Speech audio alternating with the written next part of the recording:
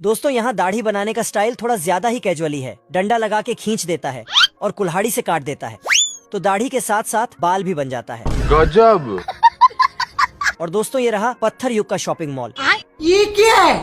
ये आदमी 10वीं मंजिल पे जाने के लिए 10 नंबर का पत्थर फेंक के मारता है, तो आदमी सब समझ जाता है तो लिफ्ट चालू करने लगता है। अच्छा। लिफ्ट में 10 पत्थर डालता और फिर से लिफ्ट नीचे ले जाने के लिए एक पत्थर उठा के ऊपर फेंकता है, तो साला ऊपर वाला आदमी रस्सी ही काट देता है।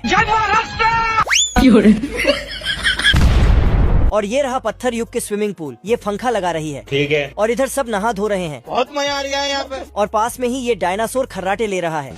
तभी ये तीनों बच्चे डायनासोर को निपटाने दौड़ता है, लेकिन डायनासोर बताता है कि आज फिश डे है। ये है लकड़ी काटने का एक अनोखा तरीका। अच्छा। छोटा बीवर पहले ठंड में कांपते कांपते अपने दांतों से लकड़ी काटता है, लेकिन दांतों को नुकसान होने के डर से वह कुल्हाड़ी से काम शुरू कर देता है। तभी अचानक भालूदा आकर उसे जोर से टक्कर मार देता है। बाप रे। गुस्से में बीवर भालू को धक्का देता है और वह सीधा खाई की तरफ गिर जाता है। लेकिन भालू भी कम नहीं, वह अपनी ओवरऑल उतारकर पैराशूट बना लेता है। बीवर उसे एक और सरप्राइज दे देता है और फिर शांति से वापस लकड़ी काटने लग जाता है। पर कहानी अभी खत्म नहीं हुई, क्योंकि भालूदा फिर से लौट आया।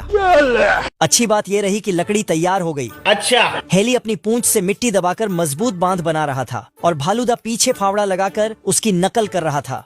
गुस्से में हेली ने उसे एक जोरदार फावड़ा जड़ दिया, पर उसे फिर भी अक्ल नहीं आई।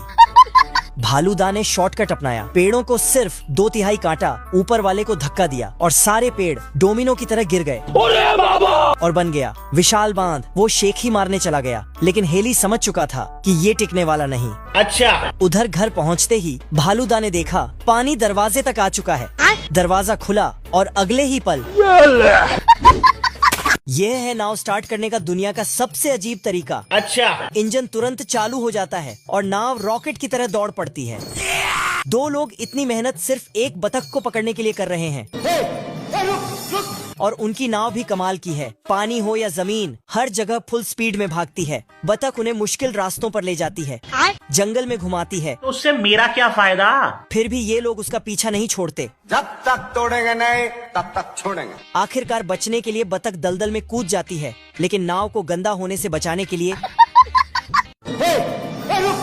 नाव भले ही दबकर कागज जैसी हो गई थी, लेकिन उसकी रफ्तार बिल्कुल भी नहीं रुकी। उधर होश में आते ही बतख फिर से भागने लगी। जब तक तोड़ेंगे नहीं तब तक छोड़ेंगे। और चौराहे पर पहुंचकर ट्रैफिक नियमों का पालन करते हुए तेजी से आगे बढ़ गई। लेवल सबके निकलेंगे। तो बचने के लिए बतख सीधे 80 मीटर ऊंचे पेड़ पर चढ़ गई। बाप रे। उसे लगा